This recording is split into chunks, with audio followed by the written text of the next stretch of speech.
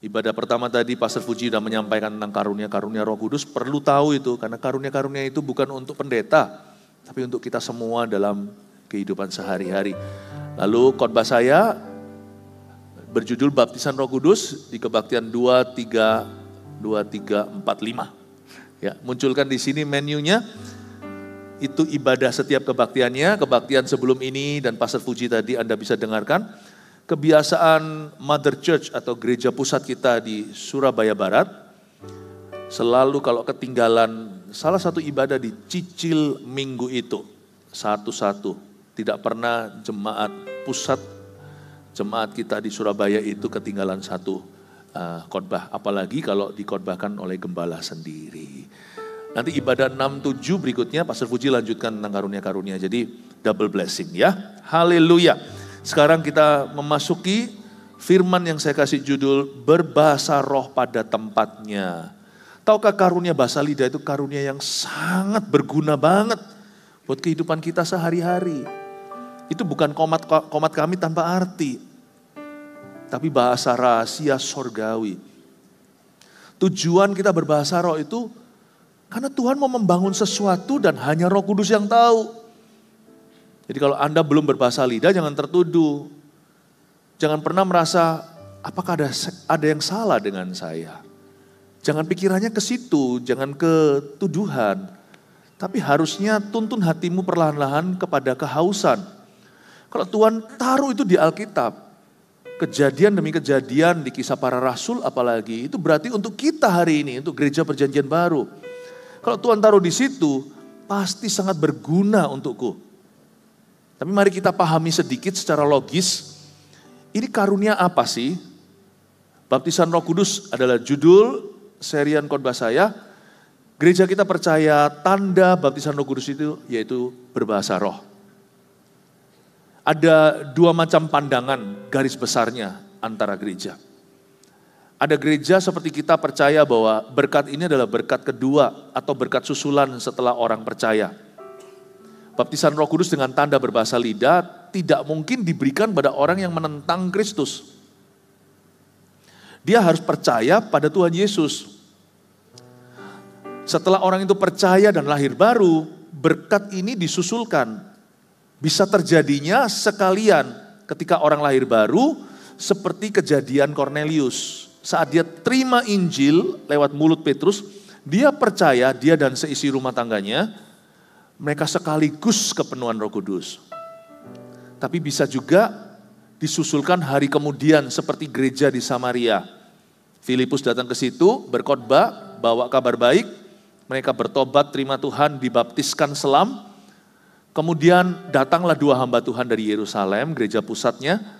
Namanya Yohanes dan Petrus. Tumpang tangan, penuh Roh Kudus, berbahasa roh mereka. Lalu nantinya terulang lagi, kali ini Pentakosta Italia. Ada seorang perwira, ya, ada seorang perwira namanya Cornelius.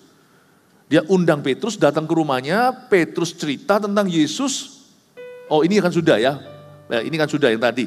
Nantinya Paulus, saya lupa saya ceritakan yang sama. Mungkin belum makan kali. Di Efesus, Paulus, ini bukan lagi Petrus, ketemu 12 murid Yohanes Pembaptis. Boleh dikatakan mereka sudah Kristen karena Lukas mencatat bahwa mereka adalah murid. Mereka menyandang gelar disciples. Tapi mereka belum mengalami baptisan Roh Kudus dengan tanda berbahasa roh. Paulus datang ke situ tumpang tangan, ke-12-nya berbahasa lidah. Jadi ada perbedaan. Ada gereja yang percaya baptisan Roh Kudus itu ya pengalaman lahir baru. Dan kalau orang sudah terima Yesus ya dia punya Roh Kudus, setuju. Orang yang terima Yesus sudah punya Roh Kudus. Jadi jangan kita percaya kalau orang berbahasa lidah baru punya Roh Allah. Waktu kita percaya Yesus adalah Tuhan, bahwa dia datang sebagai manusia, dia adalah anak Allah, Yesus adalah pencipta alam semesta, dia tidak diciptakan. Yesus adalah penebus dan juru selamat kita, orang itu punya Roh Kudus.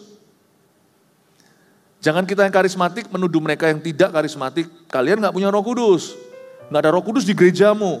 Jangan murahan begitu, jangan pakai statement-statement demikian. Karena itu nggak benar. Baptisan Roh Kudus itu tidak bicara tentang, oh kalau sana berbahasa roh berarti sana baru punya roh Allah. Baptisan Roh Kudus itu bukan menambah Roh Kudus dalam diri seseorang. Di dalamku Roh Kudus lebih besar daripada di dalammu. Emangnya Roh Kudus ada size-nya? Baptisan Roh Kudus itu mengubah kitanya, manusianya, bukan Tuhannya. Yang berubah bukan roh Allah. Roh Allah tidak dikurang, tidak ditambah. Waktu kita percaya Yesus, dia sudah tinggal di dalam bait suci ini. Dia tinggal di dalam hati. Anak kecil aja tahu, Yesus ada di mana? Di dalam sini. Itu Roh Kudus yang Tuhan berikan. Tapi baptisan Roh Kudus itu mengubah kitanya, itu baptisan kuasa. Jadi perbedaan antara gereja ini tidak mempengaruhi keselamatan. Yang mempengaruhi keselamatan adalah kalau kita percaya Yesusnya beda. Kalau Anda tidak percaya Yesus satu-satunya jalan, Yesus salah satu jalan keselamatan, nah itu celaka. Kalau Anda percaya Yesus diciptakan, Yesus itu bukan Allah Tritunggal, tidak setara dengan Bapa. Yesus itu pangkat, tapi dia hanyalah malaikat. Wah, berarti fondasi keselamatanmu bermasalah. Tapi kalau kita percaya baptisan Roh Kudus itu ada nggak ada, tandanya berbahasa lidah atau bukan, itu nggak pengaruh keselamatan. Dan itu nggak di level kesesatan. Jadi terlalu berat untuk gereja yang tidak percaya tentang bahasa roh untuk menuduh gereja yang mempraktekannya sebagai umat yang sesat. Terlalu berat. Paham ya?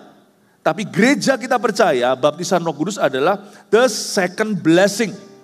Berkat kedua. Seperti yang dialami oleh gereja Samaria, seperti yang dialami juga oleh 12 murid Yohanes Pembaptis di Efesus, dan juga dialami oleh Cornelius. Itu dua blessings atau dua berkat sekaligus. Dia lahir baru sekaligus langsung kepenuhan Roh Kudus. Tidak demikian dengan Samaria, tidak demikian dengan 12 murid Kristen tradisional di Efesus. Itu dua berkat sekaligus terjadi pada saat Cornelius lahir baru dan terima Yesus. Paham ya? Saya muter-muter begini untuk menunjukkan setiap angle jadi jelas. Saya bahas dengan lugas bahwa gereja kita percaya itu sebagai second blessing yang tidak akan terjadi sebelum the first greatest blessing. Berkat terbesar terjadi atas hidupmu, yaitu mujizat terbesar, yakni keselamatan jiwamu. Unless you believe Jesus is Lord, kecuali Anda percaya Yesus adalah Tuhan, Anda nggak bisa terima baptisan Roh Kudus. Dan baptisan Roh Kudus itu baptisan api, bukan baptisan air. Baptisan air itu tetap perlu terjadi. Cornelius setelah berbahasa lidah, Petrus tetap membaptiskannya seperti amanat agung perintahkan. Dalam nama Allah Bapa, Putra dan Roh Kudus, di dalam nama Yesus mereka dibaptiskan sekeluarga. Jangan kita tabrak-tabrakan. Oh, orang sudah bahasa lidah, gak perlu baptisan selam lagi. Ya. Orang sudah baptis, ngapain baptisan Roh Kudus? Sesat itu. Semua yang dalam kerajaan sorga itu untuk kita. Kalau hati kita haus, kalau kita tidak sombong rohani, kalau kita gak merasa hebat, merasa bisa, everything that God has given to us, segala sesuatu yang Tuhan berikan pada gereja perjanjian baru, mari kita yakini bahwa kita perlu dan itu berkat yang Tuhan janjikan dalam kehidupan kita. Amin. Dan bahasa roh itu adalah karunia yang luar biasa dahsyat. Luar biasa. Bergunanya itu luar biasa. Mari kita baca dulu ayat, yaitu 1 Korintus 14 ayat 4 dan 5. 2 ayat saja kita baca bersama-sama dalam hitungan ketiga. 1, 2, 3. Siapa yang berkata-kata dengan bahasa roh, ia membangun dirinya sendiri. Tetapi siapa yang bernubuat, ia membangun jemaat. Aku suka supaya kamu semua berkata-kata dengan bahasa roh. Tetapi lebih daripada itu, supaya kamu bernubuat. Sebab orang yang bernubuat lebih berharga daripada orang yang berkata-kata dengan bahasa roh. Kecuali kalau orang itu juga menafsirkannya, sehingga jemaat dapat dibangun. Kita baca 2 ayat ini, sekarang saya jelaskan. Pertama-tama Paulus menulis ini pada gereja di Korintus yang suka menyalahgunakan karunia, khususnya karunia berbahasa lidah. Kita harus mengerti konteks 1 Korintus 14. Paulus tidak anti bahasa roh, terbukti di ayat 5 dia katakan, aku suka supaya kamu semua berkata-kata dengan bahasa roh. Jadi dia tidak anti, dia tidak alergi. Dia sendiri mengaku bahwa dirinya berbahasa lidah. Kalau saya ajak Anda melihat satu lagi ayat ini didapatkan di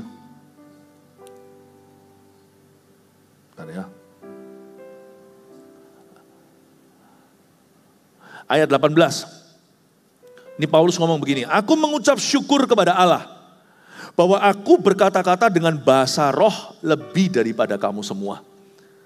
Jadi Paulus adalah seorang yang rajin berbahasa lidah dalam doa.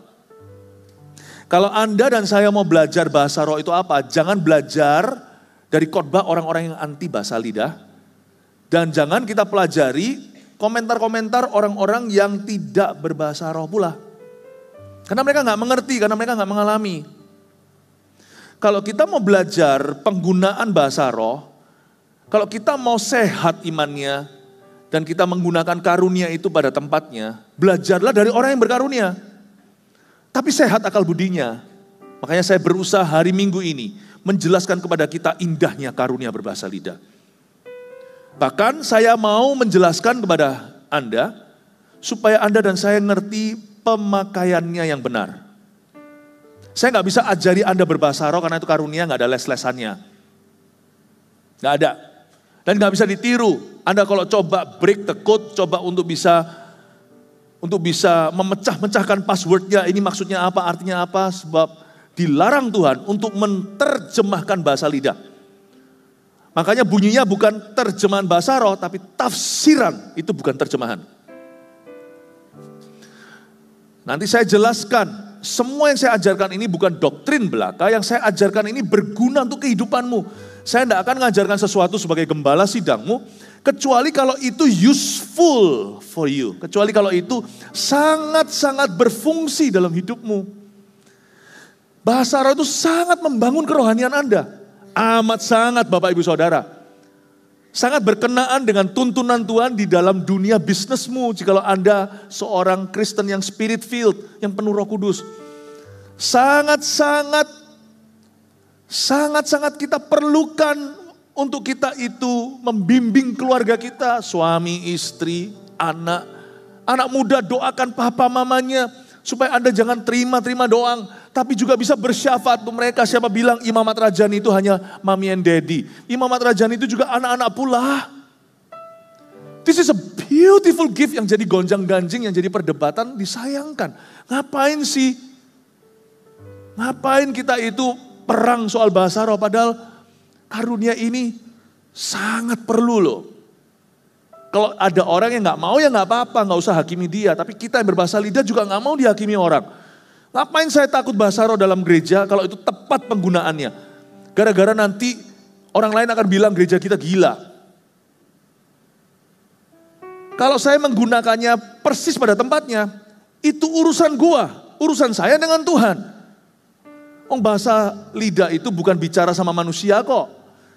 Karunia berbahasa roh itu bicara kepada Tuhan. Itu poin saya salah satunya di kebaktian tadi. Saya gak mau dihakimi. Sana gak mau ya gak apa-apa, saya gak menghakimi Anda. Tapi bagi saya karunia ini membangun hidupku. Sangat membangun hidup saya. Kalau kita baca hari ini, kita jadi mengerti bahwa bahasa lidah itu is a gift from our Father.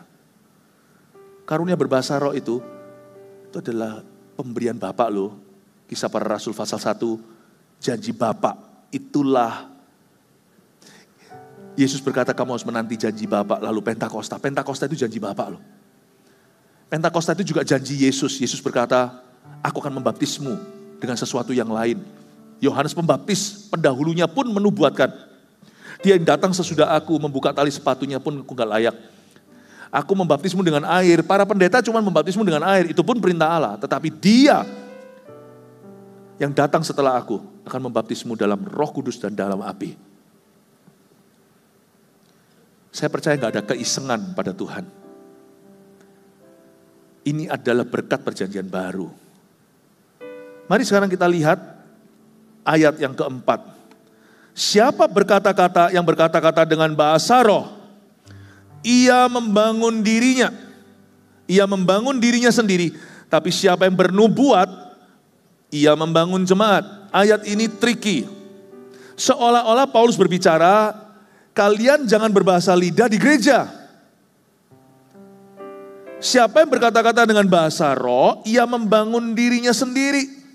Tapi siapa yang bernubuat, ia membangun jemaat. Asumsi kita ini kan pintar berasumsi.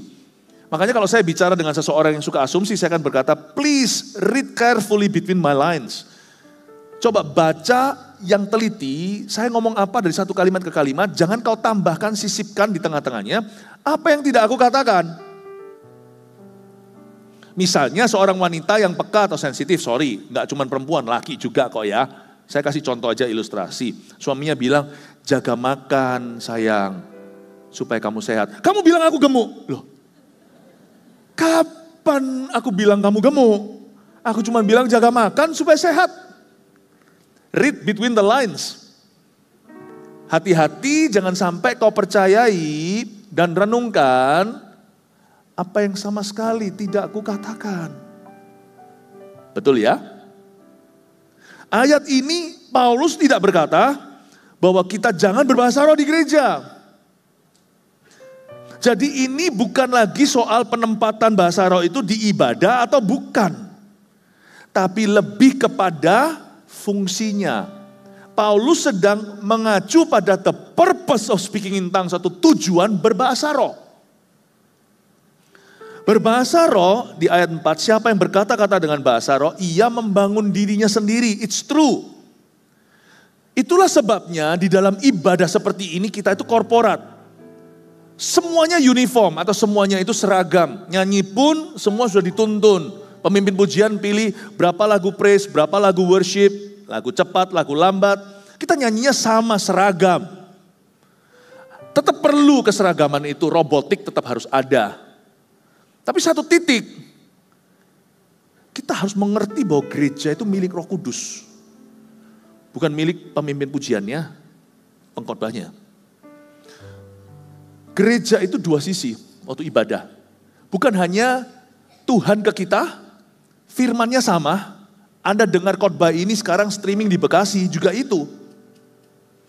Tetapi luapan hati kita beda. Ada yang datang sini happy, ada yang sad, ada yang sedih. Ada yang barusan berkabung ditinggal suami, belum 1 tahun lagi. Ada satu lagi yang hatinya itu lonely, belum dapat jodoh. Ada yang bermasalah pernikahannya, ada yang bahagia namun banyak khawatir, overthinking. Ada juga yang datang ke sini habis berdosa berapa hari yang lalu. Ada juga di sini yang punya kerinduan, kepingin sekali untuk dipakai Tuhan. Ada yang sedang bergumul mau sekolah di mana. Ada yang sudah tahu sekolah di mana tapi nggak tahu nanti mau kerja di mana. Latar belakangnya beda-beda. Worship tidak bisa mewakili semua orang meskipun lagunya sama. Satu titik, the church is the bride of Christ. Disinilah masalahnya kalau gereja itu tidak pernah masuk di dimensi Roh Kudus. Lama-lama gereja itu relevan sih iya, tapi lama-lama gereja itu menjadi milik dunia. Sehingga orang yang datang itu customer. Tapi kalau di dalam gereja yang kepenuhan Roh Kudus dan diizinkan setiap luapan hati itu disampaikan sekalipun bersama-sama, tapi tidak erase atau tidak menghapus dimensi individu. Siapa berbahasa roh, ia membangun dirinya sendiri. Ada ruang di ibadah kita di GMS ini. Agar setiap jemaat datang sama-sama dibangun sih. Tapi ada satu titik dalam penyembahan atau dalam doa. Masing-masing dibangun secara individu oleh Tuhan. Antara dia seorang dengan Roh Kudus. That one point dalam worship kita. The church belongs only to the Holy Spirit. Pemimpin pujian sudah tidak menguasai gereja. Yang ada cuman semua dinyanyikan di key yang sama. Menggiring saja. Siapa yang berkata-kata dengan bahasa roh, ia membangun dirinya sendiri. Paulus tidak berkata, jangan kau berbahasa lidah di gereja.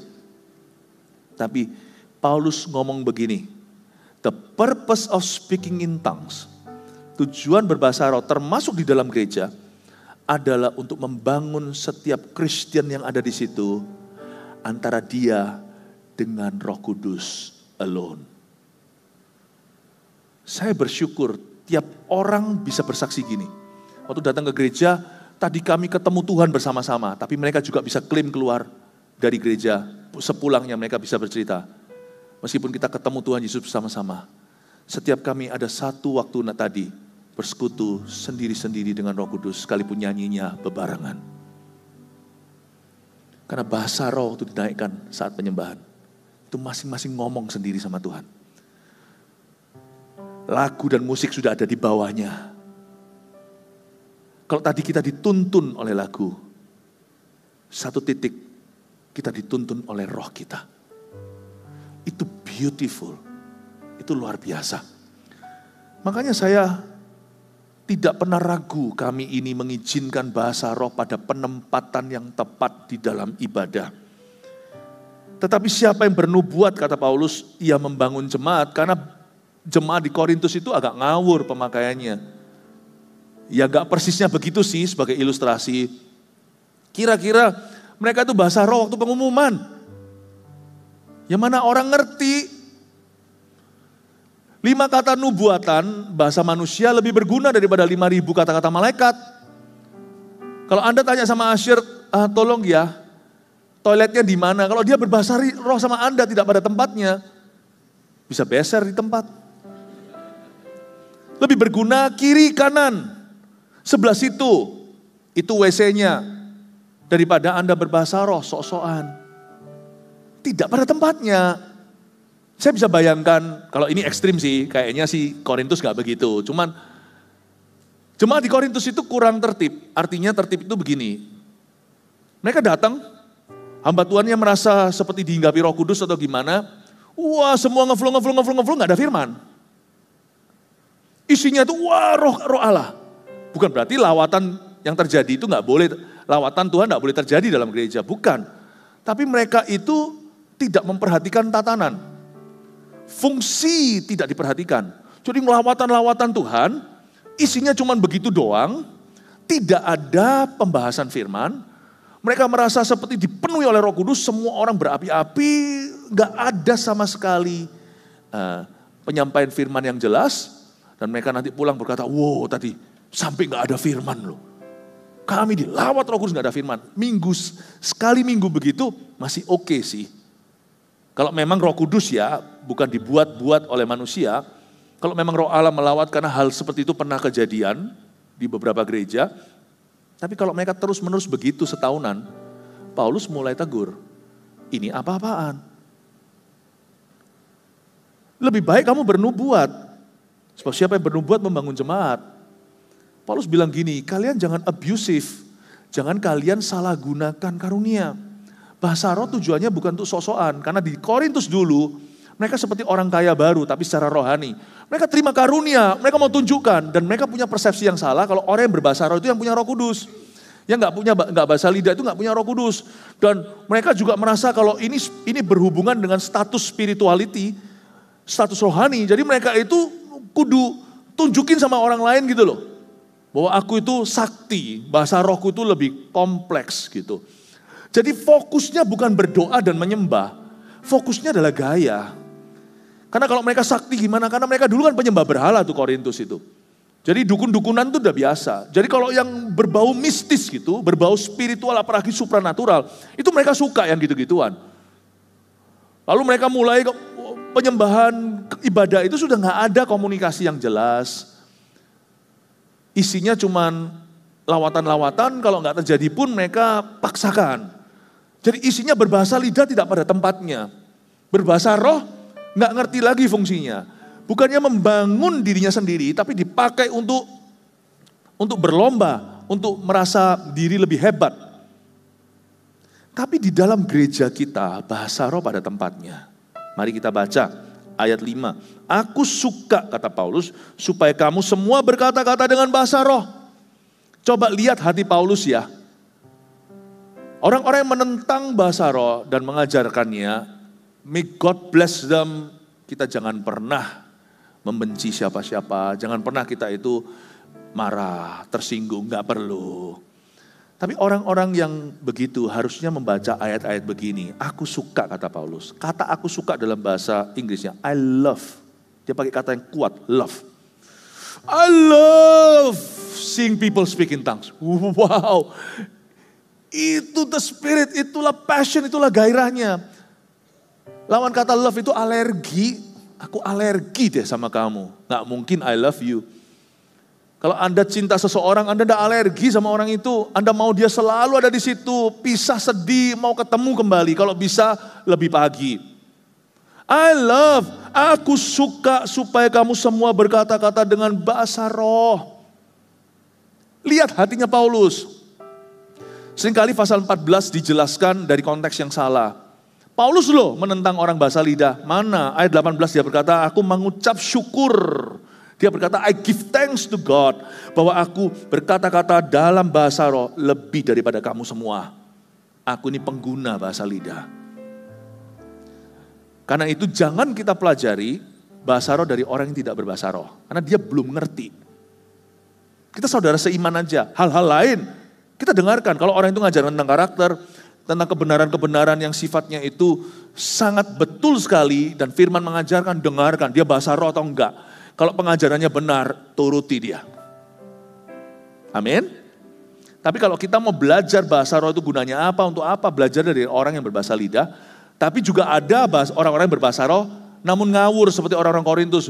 Karunia-Nya sendiri dari Tuhan, tapi cara penggunaannya itu kedagingan. Motivasi orang itu salah. Itu yang membuat banyak orang-orang non-karismatik jadi muak sama orang-orang karismatik. Jadi belum apa-apa jadi salah paham sama Roh Kudus. Apalagi kalau gayanya sudah tuduh-tuduh, tuding-tuding. Lu orang gak ada Roh Kudus di gerejamu. Waduh, udah jadi hakim, gak boleh begitu. Itu memberi orang the wrong impression atau memberi orang gambaran yang salah tentang orang-orang karismatik. Tapi sebenarnya ngomong-ngomong ya, kenapa ya kok orang karismatik lebih busuk kalau jatuh di mata orang? Padahal jatuh itu di semua golongan Kristen ada kejatuhan dalam dosa. Coba bayangkan. Kenapa kok jadi sorotan itu orang karismatik? Karena pada orang yang diberi lebih ya dituntut lebih lah, itu sudah biasa lah. Sebenarnya ya, di sisi gereja karismatik dan gereja yang tradisional, sama-sama ada dosa. Siapa bilang orang berbahasa lidah kebal dosa? Bahasa roh tidak mengganti tempat buah-buah roh dalam kehidupan kita.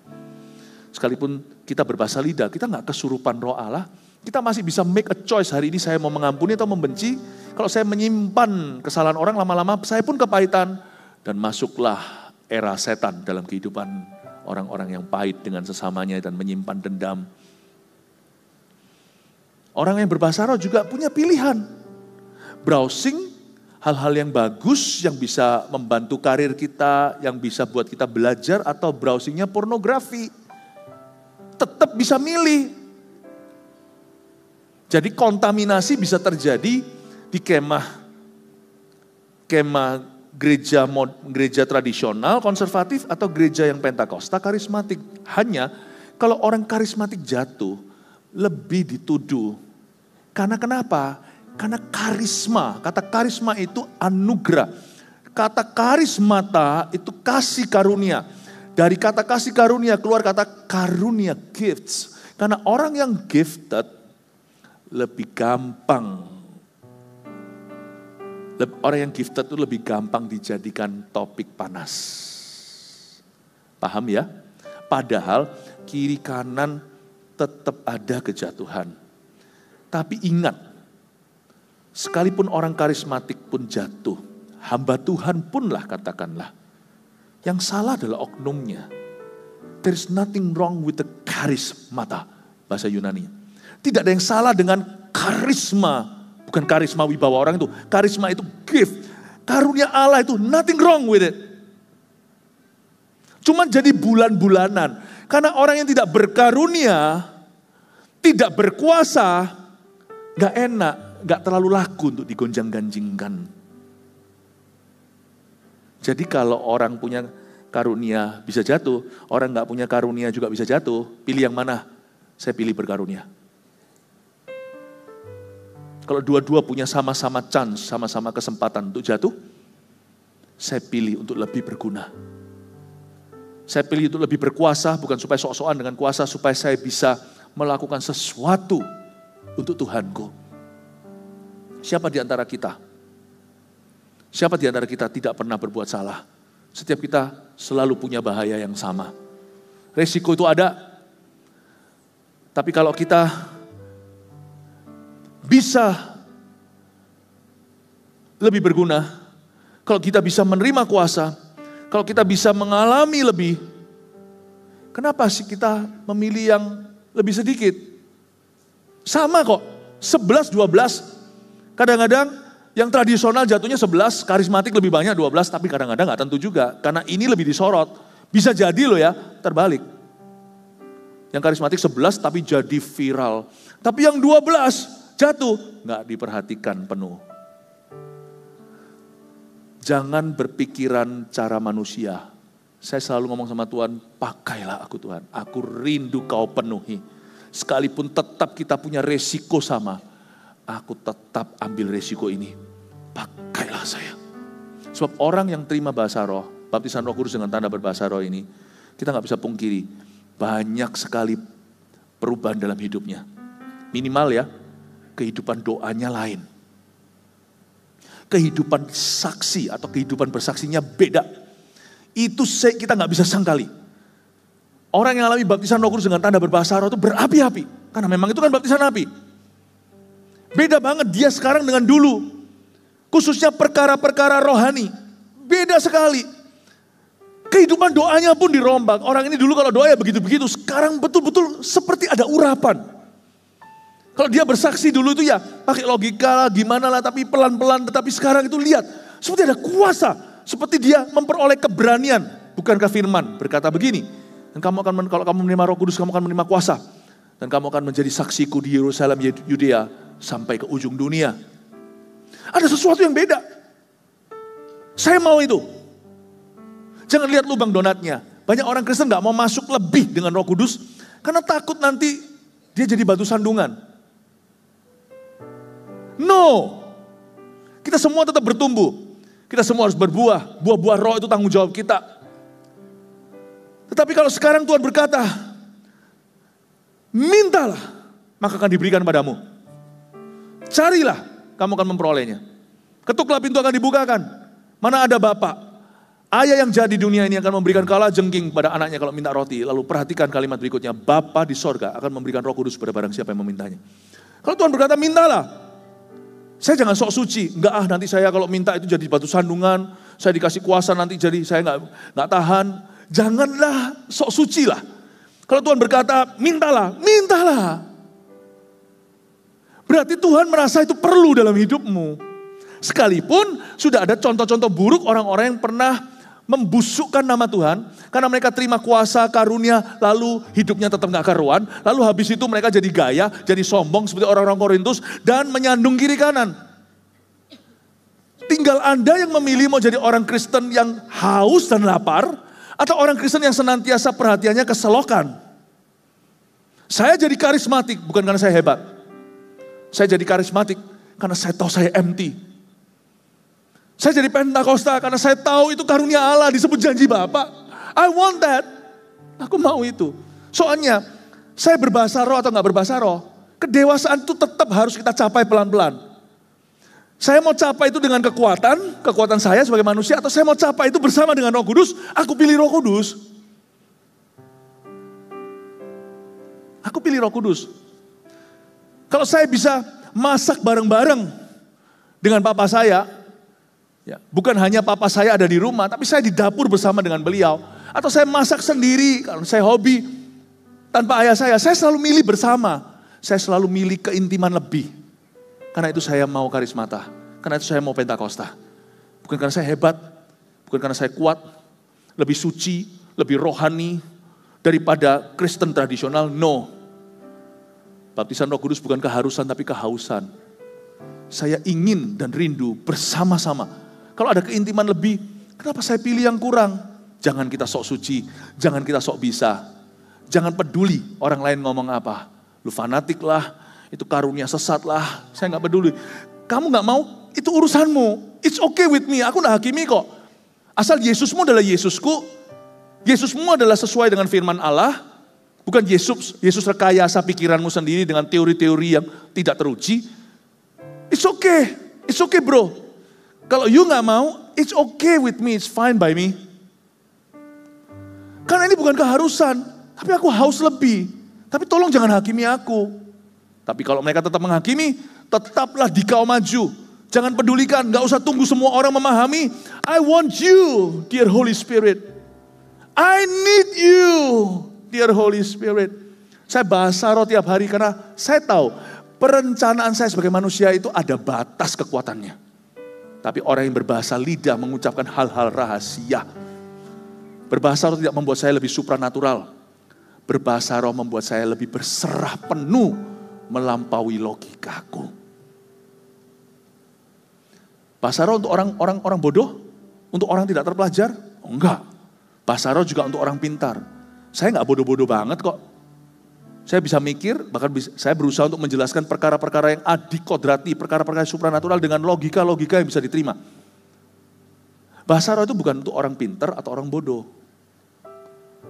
Bahasa roh itu adalah untuk orang yang merendah dan berkata, aku gak bisa. Peganglah tanganku Roh Kudus, setiap hari ku tak berani jalan sendiri tanpa Roh-Mu. Bawalah diriku kepada segala kebenaran, agar ku tidak tersesat mengikuti jalan-Mu. Saya bersyukur untuk karunia ini, sama seperti Paulus. Aku bersyukur karena aku berbicara dalam bahasa roh lebih daripada kamu sekalian. Tiap pagi saya berbahasa roh. Padahal secara logika, saya gak bodoh-bodoh banget, saya katakan tadi. Saya bisa langsung buat rencana-rencana saya. Semua saya lock, semua saya skakmat, harus terjadi sesuai dengan kehendakku, semua sesuai dengan perencanaanku, seolah-olah saya gak pernah gagal. Tapi saya gak memilih begitu, saya memilih ikuti roh saya. Kerohanian saya merek ini, spirit filled, spirit led, dipenuhi Roh Kudus, dituntun Roh Kudus. Tiap pagi saya berbahasa lidah, karena saya gak tahu. Meskipun rencana saya sudah buat, sebagus-bagus mungkin, tapi saya berserah penuh sama Roh Kudus. Itu aja perbedaannya. Kalau ada orang yang menghakimi saya karena begitu, menghakimi kita dan berkata, ngapain kamu komat-kamit ngomong apa? Jangan hiraukan. Lu orang mungkin gak butuh, gak apa-apa. But I'm different, I'm weak. I'm not as strong as you are. Jangan ngomongnya sarkas tapi. Tulus saya beritahu sama orang yang menuduh, kenapa kami berbahasa lidah, saya bilang, saya gak sekuat Anda. Saya ngaku di depan Tuhan saya ini bangkrut. Kalau saya tidak dituntun Roh Kudus, peganglah tanganku, ku tak berani jalan sendiri. Kalau kalian bisa hidup tanpa bahasa roh, monggo. I cannot by the way. Karena saya tahu banyak hal di depan saya gak tahu gimana doakan. Bahasa roh itu bagi orang yang merasa tidak mampu. Kecuali dituntun oleh roh Allah. Amin Bapak Ibu. Dan kita gak bisa pungkiri bahwa banyak perubahan terjadi di dalam diri orang yang mengalami baptisan Roh Kudus dengan tanda bahasa roh. Banyak perbedaan yang akan terjadi dalam hidup orang yang rajin berbahasa lidah. Karena Alkitab mengatakan dengan jelas sekali lagi di ayat yang kelima,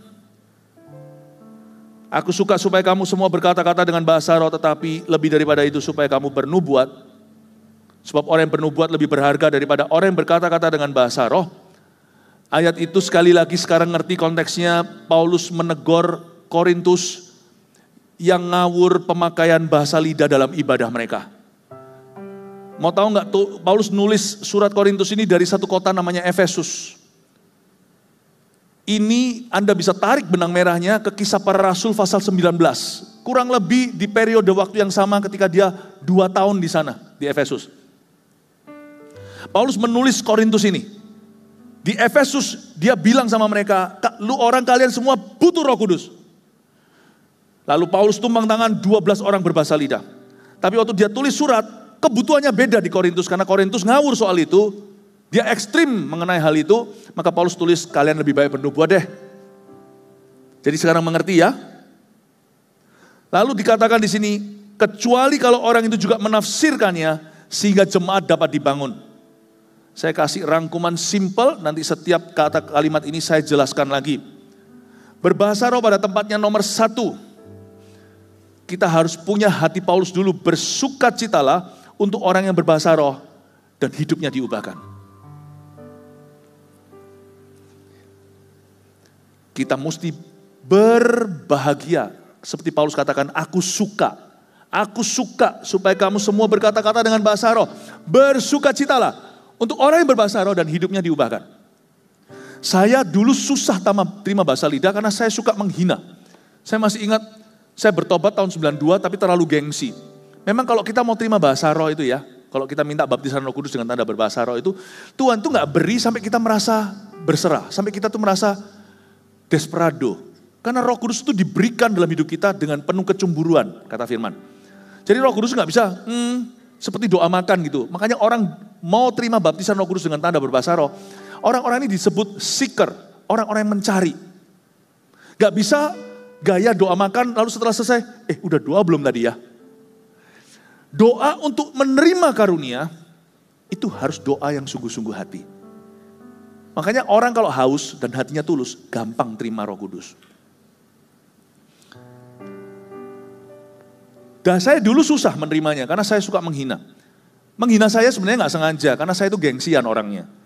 Jadi saya merasa kok teman-teman saya semua dapat kecuali aku. Suatu hari itu pukulan telak ketika ada satu pembicara dari Toronto, seorang pengkhotbah Indonesia, mampirlah di Vancouver, Kanada. Dan gereja kami waktu itu 100 orang lah taruhlah ya. Setelah ibadah ada yang namanya pertemuan untuk para seeker, orang-orang yang mencari. 100 orang di sana tanya-tanya, dikasih kesempatan, baik sekali itu pendeta. Pembicara itu ngasih kesempatan, ada extra session setelah ibadah hari Minggu. Karena ibadah hanya sekali. Lalu tanya Q&A, tanya jawab, ada banyak orang tanya. Tapi setiap kali tanya, saya selalu tanyanya itu memojokkan. Orang lain tanya itu haus, saya tanya itu untuk membuktikan bahwa dia salah. Lalu singkat cerita, pengkhotbah itu mengerti maksud saya, intention saya. Dia berkata, tunggu aja nanti kita secara japri aja kita ngobrol. Supaya hari ini kata-katanya itu menemplak saya. Supaya hari ini kita layani dulu mereka yang mau. Langsung saya malu, berarti gua gak mau gitu. Saya gak mau, memang betul sih kalau saya mau ngaku. Mau sih mau, tapi gengsi. Mau, tapi pura-pura gak perlu. Akhirnya didoakan semuanya, tahu gak? Mama saya dapat. Adik saya udah dapat dulu, adik saya yang duluan. Koko saya dapat. Teman-teman saya yang satu kos semuanya itu yang ngekos di rumah saya semua dapat. Jadi pulang itu naik mobil, berjubel-jubelan orang. Semua cerita bahagia, cuman satu saja yang dengan wajah yang cemberut. Saya berkata, kenapa semua dapat? Saya makin gak suka. Saya gak suka lihat orang berbahasa roh dulu. Dan saya gak juga diam-diam di hati gak suka kalau saya gak dapat. Tuhan tegur saya, di gereja saya gak dapat. Minggu-minggu ke depan itu, waktu saya marah di hati itu panas, saya lampiaskan terhadap berbahasa lidah. Tuhan ngomong gini, semakin kamu begini, semakin kamu gak dapat. Hah? Kalau kamu haus, kamu akan menerima. Kalau kamu tulus, kamu akan mudah menerimanya. Oke Tuhan, ngaku deh.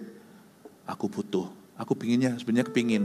Cuman kenapa? Something wrong with me. Kenapa aku gak dapat? Terus tiba-tiba ada ayat, mintalah. Bapa memberikan Roh Kudus bukan kalajengking pada para siapa meminta. Loh, jangan salah loh. Saya sudah punya Roh Kudus, saya sudah berkomunikasi dengan Tuhan Yesus. Saya itu sudah punya Tuhan Yesus dalam hati saya. Sekarang saya cerita seolah-olah saya ngobrol-ngobrol sama Tuhan. Dulu saya gak tahu. Saya kira itu cuma semacam wisdom aja. Sekarang aja saya mengerti, ternyata Tuhan dialog dengan saya sudah kenal Yesus. Cuma saya terlalu gengsi untuk terima berkat susulan ini. Saya rasa gak perlulah. Aku toh akan masuk ke sorga. Gak perlulah, aku sudah kenal Tuhan. Tapi beda. Kehidupan doa saya begitu-begitu, suam-suam kuku. Kehidupan bersaksi juga tanpa kuasa. Seperti ada tuntunan-tuntunan yang missing semua itu hanya by perencanaan atau oleh rancangan saya. Kayak ada suatu dimensi, the things of the spirit, perkara-perkara roh itu gak ada di hidupku. Bacaan apalagi. Bukan berarti semua jadi easy, semua jadi mudah. Enggak, tapi ada dimensi yang belum dibuka. Meskipun saya sudah jadi anak Tuhan, ada suatu dimensi rasuli, apostolic dimension seperti kisah para rasul, tidak terjadi di hidup saya. Tidak ada di lembaran-lembaran histori sejarah hidup saya di periode waktu itu. Hauslah saya. Akhirnya saya waktu lagi shower di kamar mandi, saya berkata, Tuhan, I need the Holy Spirit. Saya masih ingat. Tiba-tiba keluar sambar berbahasa lidah. Saya dapat bahasa roh di WC.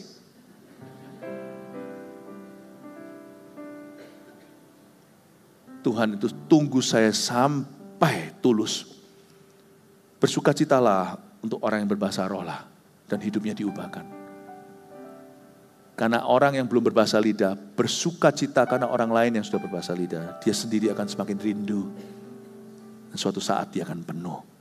2. Tempat berbahasa roh dalam ibadah adalah saat menyembah dan berdoa syafaat.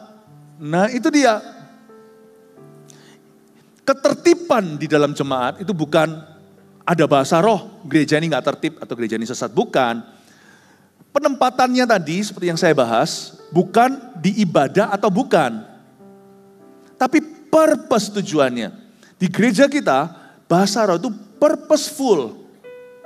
Karena itu ditaruh di dalam sesi menyembah. Pada waktu kita lagi sama-sama nyanyi nih, berapa lagu disiapkan oleh WL-nya. Entah gimana sesuai dengan tuntunan Roh Kudus, ada yang namanya open worship. Tapi biasanya nggak jauh dari penyampaian firman, ya kan? Biasanya di dalam konteks worship. Waktu kita mulai menyembah dan mengagungkan, nggak lama setelah itu ada bahasa roh. Banyak gereja mulai hilang ini dan mulai menggeser ini. Gereja kita tidak akan menggeser sampai Tuhan datang. Kecuali kalau kita sudah rasa cukup sama Roh Kudus, mali, silahkan. Tapi nggak akan. Karena makin tahun gereja kita makin perlu Roh Kudus, jemaat semakin perlu Roh Kudus. Karena itu penempatannya berbahasa roh pada tempatnya di gereja kita adalah saat menyembah. Kalau sampai pas pengumuman greeter lalu orang yang berbahasa lidah, saya pasti tegur orangnya, ngapain kamu? What do you think you're doing? Dan juga saat berdoa. Kalau di rooftop gereja pusat kita di Surabaya Barat, bahasa roh itu sekali lagi didengungkan dalam bentuk syafaat ketika kami mengundang siapa yang mau didoakan. Dan waktu itu kan terlibat, jemaat yang gak maju jadi partner doa. Dan waktu berdoa buat orang di sini 5 atau 50 atau 150 orang atau bahkan 500 orang. Waktu kita berdoa, untung ada Roh Kudus karena kita gak tahu bagaimana harus mendoakan. Sekalipun kalau ada orang yang kita kenal maju ke depan, misalnya orang tua kita atau suami atau istri, itu pun kita nggak tahu lubuk hati. Apalagi strangers yang kita nggak kenal. Makanya tempatnya tepat. Bayangin kalau kita hilangan bahasa roh, doa kita hanyalah make a wish. I wish you're healthy. Kayak orang happy birthday to you, happy birthday to you. Ayo make a wish, make a wish. Doa kita itu nggak akan mempan. Sedangkan kita tahu ada setan. Setan itu ada di hidup ini. Doa kita itu gak akan sampai mumpuni. Nah kalau kita doanya cuma gitu-gitu doang, itu namanya borong sekaligus. Itu gak kena secara spesifik. Doa itu kan seperti operasi. Doa itu kan seperti kedokteran tetapi ilahi. Itu betul-betul masuk antara sumsum dan sendi. What else? Kita harus berdoa dengan akal budi. Kalau gak gitu, waktu kita berdoa saya tuntun dalam doa gini, kalau altar call misalnya, kalau gak ada bahasa roh, kita mau doanya di mana? Untuk semua orang. Dan kalau saya tidak, tentunya harus pakai doa, pakai akal budi supaya tahu kapan beginning, kapan mulai, kapan ending. Kalau enggak gitu, kalau bahasa roh doang, enggak ada doa dalam akal budi, kita enggak punya pegangan.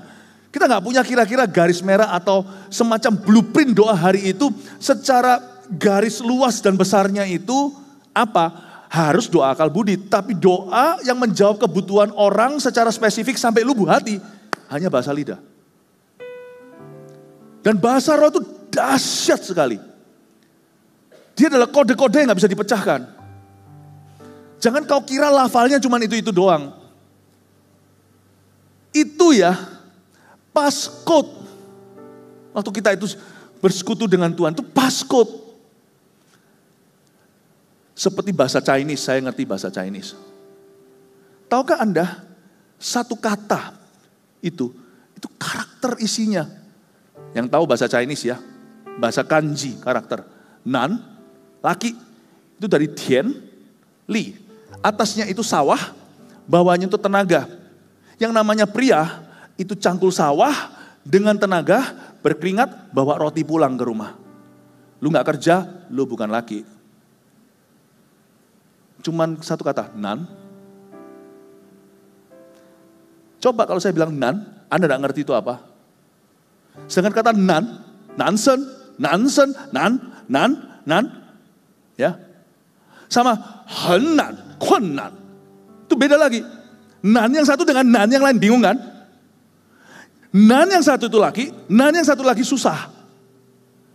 Ma dan ma itu beda. Ma itu mama, ma itu kuda. Kita nggak bisa pecahkan kode itu. Sebab dia terus berubah karena itu kode rahasia. Bukan di lafalnya dan tonasinya. Tapi Tuhan dengan kamuflase luar biasa sampai otakmu pun nggak bisa mengkhianati doamu. Itu membuat suatu komunikasi dengan Bapa Sorgawi. Yang keluar dari rohmu. Dan kita nggak bisa pura-pura. Karena kita nggak fokus ke bahasa kita atau fasih lidah. Waktu kita berbahasa lidah, kita nggak peduli kefasihan. Lihat bahasa Indonesia, fasik dan fasih. Orang bule nggak akan ngerti bedanya. Setiap bahasa itu ada triknya. Dan bahasa roh itu nggak ada teorinya. Dimana nggak bisa satu orang ngomong itu dengan ngomong itu sama. Tonasinya beda. Atau bahkan lafalnya sama pun nggak ada arti. Beda, menit kemudian dia pakai lafal itu udah lain lagi itu artinya. Anda pernah nggak buka di safety code, safety box? Tit, 4 kan? 1, 2, 3, 4. Itu waktu Anda tekan 1, kedua. 1 itu udah berubah 7. 1, 2, 3, 4 Anda tidak bisa pecahkan. Itu sudah 7, 2, 3, 4. Waktu Anda buka kedua, 7, 2. 2 itu sudah jadi 5. 3, 4-nya betul. Depannya sudah jadi 7, 5. Paham maksud saya? Nggak pernah Anda bisa pecahkan. Karena bahasa roh itu bukan bahasa. Keintiman dan pergumulan dari dalam rohnya. Roma 8. Dari dalam dirimu, kamu menggumulkan sesuatu dengan keluhan yang tak terucapkan dengan bahasa manusia. Makanya bodoh orang yang mencoba mentertawakan bahasa roh, sedangkan orang yang berdoa bahasa roh itu gak fokus ke bahasanya. Dia fokus ke Yesus dan hatinya itu connect dengan Bapa. Dia menggumulkan sesuatu dan berdoa nanti aja di ibadah-ibadah berikutnya. Saya akan jelaskan apa saja yang kemungkinan kategori arti ketika Anda berbahasa roh dengan suatu pergumulan atau berbahasa roh tanpa pikiran. Itu ada arah-arahnya yang berbeda. Ini bahasa paling canggih yang gak pernah ada dari Menara Babel. Itu gak berasal dari dunia yang berdosa. Itu datang dari tahta Bapa. Glosolali atau bahasa lidah yang dipulihkan atau diberikan pada saat perjanjian baru Pentakosta, perjanjian lama belum ada. Itu powerful sekali, itu bahasa syafaat. Bahasa syafaat yang sampai Tuhan pun tidak akan mempercayai dagingmu, otakmu, perasaanmu. Sehingga kita pun gak boleh tahu. Tapi kita mendoakannya. Sehingga kita dipersiapkannya untuk perkara-perkara rohani. Atau perkara-perkara yang sekarang masih tersembunyi bagi kita. Yang akan terjadi di depan kita. Powerful. Powerful sekali. Sehingga orang yang mendoakan bahasa roh itu kan gak mikirin bahasanya. Kalau Anda mikirin bahasanya, coba sekarang tiru Minion. Minion yang modelnya kayak pisang itu loh. Coba tiru. Anda akan susah. Tahukah Anda bahwa Hollywood bikin itu atau Pixar membikin itu tuh ada tenaga ahlinya. Ada sebagian daripada kata-kata Minion itu kalau Anda perhatikan itu ada bahasa Indonesianya. Ada. Dia gak bisa cuman gitu. Itu semuanya sudah harus ada teksnya. Dia bikin apa Minion satu, Minion lain itu kelihatannya lucu segalanya itu. Gak bisa. Untuk menciptakan bahasa baru. Itu pun suatu rekayasa. Itu perlu satu pakar ahli sama-sama orang-orang yang membuat itu di balik layar animasi tersebut. Untuk menciptakan bahasa-bahasa itu supaya gak tabrakan. Dan harus pandai, Inggris gak dapat, Spanish gak dapat, Chinese gak dapat, dibuat yang gimana segalanya. Dan waktu Anda berbahasa roh, apakah Anda mikir ngomong apa berikutnya? Kan gak. Berarti itu bukan keluar dari akal budimu, itu keluar dari rohmu. Sebab dibutuhkan untuk bikin Minion itu aja dibikinkan sekelompok orang-orang untuk membuat animasi itu dan buat bahasa yang lucu. Dan itu pun niru, bahasa Indonesia ada di situ. Ini pulang setelah ini tonton nih Minion sampai ketemu bahasa Indonesia. Makanya itu orang yang meremehkan bahasa roh itu, atau yang mentertawakan itu, dia sendiri yang lucu. Karena bahasa roh gak lucu. Dan orang yang menganggap ini kebodohan, karena dia gak ngerti, Sungguh-sungguh bodoh hatinya. Karena justru bahasa roh itu memang ditujukan supaya tidak dimengerti, tidak bisa dipecahkan kodanya. Ngapain aku bahasa roh buang-buang waktu? Ngomong apa ini? Justru itu tujuannya. Barang siapa berbahasa roh, dia berkata-kata kepada Allah. Luar biasa. Jadi tempat bahasa roh dalam ibadah, sekali lagi apa? Adalah saat menyembah dan ketika berdoa syafaat. Waktu altar call berarti seperti itu. Kita berdoa. Jadi satu kalimat itu saya curiga, saya nggak punya buktinya. Bisa saja saya mendoakan satu kalimat. Bukan di banyaknya kosakata. Itu saya sudah mewakili 100 orang sana mendoakan spesifik by the power of the Holy Spirit. Bahasa roh adalah bahasa supranatural doa. Bukan berapa jam kau berdoa dalam bahasa roh. Tapi ketika hatimu meluap, lewat kode-kode yang gak bisa dipecahkan oleh setan, bahkan oleh manusia dan oleh dirimu sendiri. Itu Anda sedang menaikkan doa syafaat yang sempurna di hadapan Bapa untuk kebutuhan yang bahkan Anda sendiri tidak sadari ada di sana. Makanya saya rajin berbahasa lidah. Untuk saya, untuk keluarga, untuk jemaat. Karena saya tahu saya sedang berdoa syafaat. Tempat berbahasa roh dalam ibadah adalah saat menyembah dan saat altar call berdoa syafaat seperti itu. Di gereja kita itu tidak boleh ditiadakan. Karena penempatan bahasa roh bukan lagi antara ibadah atau bukan. Tetapi purpose tujuannya ialah membangun dirinya sendiri dan berdoa syafaat. 3.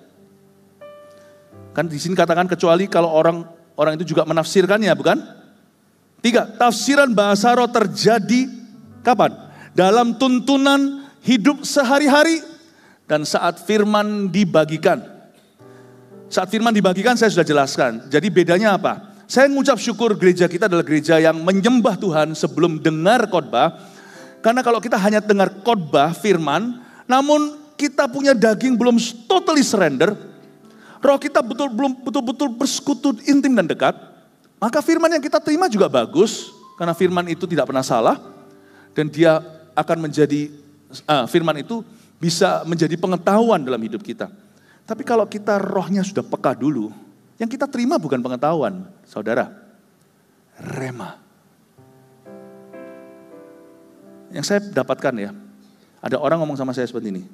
Pastor Philip kok bisa ya, baca Alkitab sama dengan saya? Saya baca gak ngerti. Loh, ngerti secara teologi lah, doktrinnya ngerti lah kira-kira itu apa. Tapi kok beda kedalamannya? Bedanya di sini. Saya bergantung dengan Roh Kudus. Firman sama, kita ngerti itu soal pengampunan. Tapi kok kita bisa mendapat kedalaman, kan kita bisa dapat aplikasi yang gak terduga dalam kehidupan kita. Puji Tuhan, gereja kita adalah gereja yang mempraktekkan untuk masuk ke hadirat Allah dulu, berguru dengan Roh Kudus, berserah penuh, lalu ketika firman dibagikan, itu seperti tafsiran. Dari tadi saya khotbah, apakah saya berbahasa lidah? Tidak. Saya menafsirkan penyembahan rohmu tadi dalam suatu kalimat dan kata-kata yang menjadi rema masing-masing berbeda-beda lewat khotbah yang satu. Bukan hanya itu saja, tafsiran bahasa roh juga terjadi dalam tuntunan hidup sehari-hari. Bedanya terjemahan dan tafsiran di sini. Kalau terjemahan Bapak Ibu, itu baku, I love you, sarang heo, I love you, aku cinta padamu. Aku love, cinta, you, kamu. Itu terjemahan, itu baku. Webster pun ada. Kamus bahasa Indonesia. Tetapi kalau yang disebut dengan tafsiran itu beda. Tafsiran. Ketika kita berbahasa roh, sebenarnya Tuhan sedang mengupload sesuatu dalam diri kita. Meskipun kita belum tahu semuanya. Mengupload sesuatu dalam spirit kita. Dan kita mendownload sesuatu untuk nanti, kita nggak tahu. Ketika kita berbahasa roh, tafsiran itu akan terjadi. Jadi saya heran, kalau saya berbahasa roh pagi hari, seharian itu tuntunannya beda. Daripada kalau saya langsung bangun tidur, terus mandi, langsung kerja, saya skip doa. Saya skip yang namanya persekutuan intim dengan Roh Kudus dan baca firman dari Rema. Maka hari itu ngos-ngosan saya. Tetapi ketika saya dituntun Roh Kudus dari pagi, lidahku beri, bukankah lidah kata Yakobus itu nakoda, kiri kanan itu dari lidah. Lidahku itu sudah mengetuk sorga, kaki pun ikut seluruh kapalnya. Aneh sekali, sepanjang hari itu saya ketemu masalah itu gak heran. Seperti spirit filled penuh Roh Kudus, waktu saya ketemu masalah itu kayaknya saya sudah dapat solusinya tadi pagi. Benar. Seperti apa ya? Masalah sedih sih sedih, kena masalah juga tetap akan ada dampaknya. Namun demikian, seharian itu bahkan bisa lumber 2-3 hari. Bahasa roh itu tafsirannya continue. Tafsiran bahasa roh, saya bahasa roh hari ini menabung, besok lagi. Itu tafsirannya itu berkesinambungan. Kadang-kadang overlapping. Kadang-kadang 3 hari kemudian saya masih mengalami tafsiran dari bahasa roh saya 3 hari lalu. Plus ada sesuatu yang baru. Makanya orang yang berbahasa lidah disebut penuh. Being so filled. Filled with the anointing. Filled with the leading. Dengan kepemimpinan. Jadi Roh Kudus aneh. Kalau saya ketemu dengan sesuatu, menghadapi sesuatu. Kayak seperti bahasa Perancis, déjà vu. Kalau yang tahu bahasa Perancis maafkan kalau pronunciation saya kurang baik. Kayaknya saya pernah ada perasaan tidak asing menghadapi tantangan itu. Atau menghadapi masalah itu. Kayaknya nggak asing gitu loh. Rasanya saya pernah ketemu you di mana ya? 3 hari lalu waktu saya berbahasa roh. Di-upload di dalam jiwa saya. Saya ketemu orang itu 3 hari kemudian saya langsung tahu inilah orang yang Tuhan kirimkan sebagai jawaban doa. Upload 3 hari lalu belum ngerti. Ketemu orang itu, download baru paham. Tafsiran itu bukan terjemahan. Tafsiran itu tuntunan sehari-hari. Makanya orang yang mendengungkan lidahnya, kata-kata Amsal, salah satu dimensi ayat itu artinya, salah satu bukan satu-satunya. Siapa suka mendengungkan lidahnya, menuai buahnya. Saya merasakan tuntunan Tuhan. Spesifik. Bukan berarti kita nggak bisa salah jalan, nggak berarti kita nggak bisa salah langkah, sorry. Kita kadang-kadang masih bisa salah langkah belajar dari kesalahan, namun demikian tidak bisa dipungkiri. Orang yang berbahasa roh, peka dituntun oleh Roh Allah. Makanya setelah bahasa lidah Pentakosta, Anda lihat Kisah Rasul 1-28. Ini gini-gini terus ketemu, ini. Lalu habis itu pergi ke Filipi, ketemu sama Lydia. Lalu habis itu melihat orang di Makedonia, dada-dada. Paulus ke sini ke Tesalonika. Lalu kemudian ketemu Timotius di Derbe, ketika di Listra. Lalu Anda coba lihat. Wow. Tafsiran bahasa roh itu bukan terjemahan. Kalau Anda tanya tadi saya bahasa roh, tadi pagi saya ngomong apa? I don't know. Tapi kalau Anda tanya, hidupku sekarang seperti apa? I know. He's leading me. Dia menuntun saya. Tafsiran diberikan. Deja vu rasanya. Cainali Jian Kuoni. Kayak, pernah ketemu di mana ya kamu? Nggak pernah ketemu seumur hidup. Kalau dalam bahasa Chinese-nya, lagu ini ya. Cai Mengli Jian Kuoni. Cainali Jian Kuoni. Kalau dalam bahasa Chinese bukan Cai Mengli, Cai Fang Yan Li, bukan dalam mimpi aku sudah melihat kamu, tapi dalam bahasa lidahku kita pernah ketemu. Somehow, bagaimana pun juga saya merasa kayaknya saya pernah mendoakan ini, kayaknya saya pernah menyinggung kamu di dalam doa. Welcome on board. Mau ditipu pun saya tahu. Kayaknya saya pernah tengking setan ini. Lu jangan coba-coba ya. Cai nali Jian Kuoni, Cai Fang Yan Jian Kuoni. Di mana aku pernah ketemu kamu ya? Dalam bahasa rohku, aku pernah ketemu kamu. Jangan coba-coba tipu. Aku tahu. Ada kepekaan, ada tuntunan, ada tafsiran day to day, hari per hari. Amin Bapak Ibu Saudara. 3 poin ini munculkan semuanya. 1, 2, 3. Tededet. Ya. Difoto silakan. Ya, puji Tuhan ya. Haleluya. Monggo. Berikan tepuk tangan untuk Tuhan Yesus. Mari kita semua bangkit berdiri.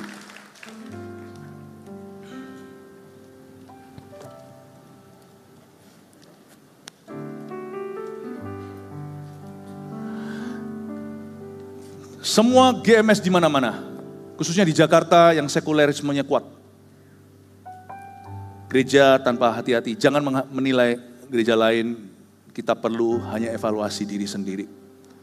Gereja harus berkomitmen tidak pernah menggeser speaking in tongues from church.